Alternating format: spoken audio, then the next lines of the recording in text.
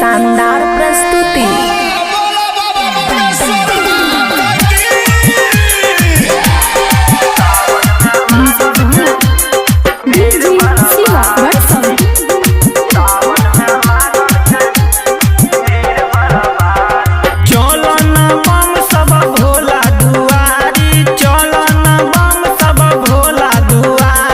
देवघर में लागल छै भीड़ बड़ा भारी, देवघर में लागल छै भीड़ बड़ा भारी।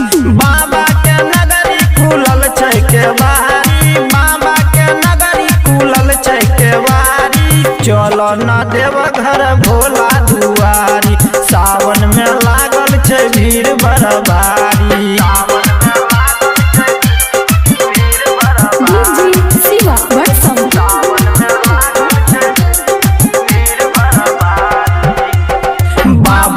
नगरी में सब कोई झूमै छै, सब कोई झूमै छै हो, सब कोई झूमै छै। नाचै त खेल त वही जे घूमै छै, वही जे घूमै छै देवघर घूमै छै। भौजी सब पहनै छै गेरुआ रंग साड़ी, गेरुआ रंग साड़ी हो, गेरुआ रंग साड़ी। चलो न देवघर भोला दुआरी, सावन में लागल छै भीड़ बड़ा भारी।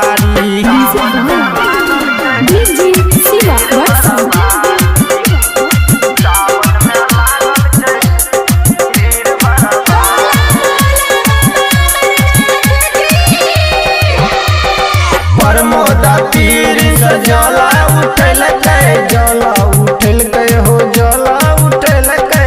बाबा के चरना में जाके चढ़लकै, जाके चढ़लकै हो, देवघर चढ़लकै।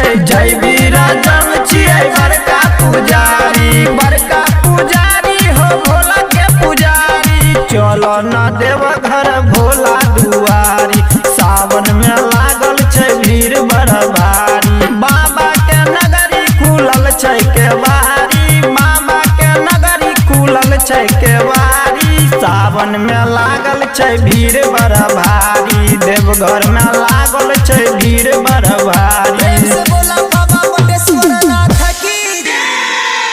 खुशी रिकॉर्डिंग स्टूडियो बलुआहा।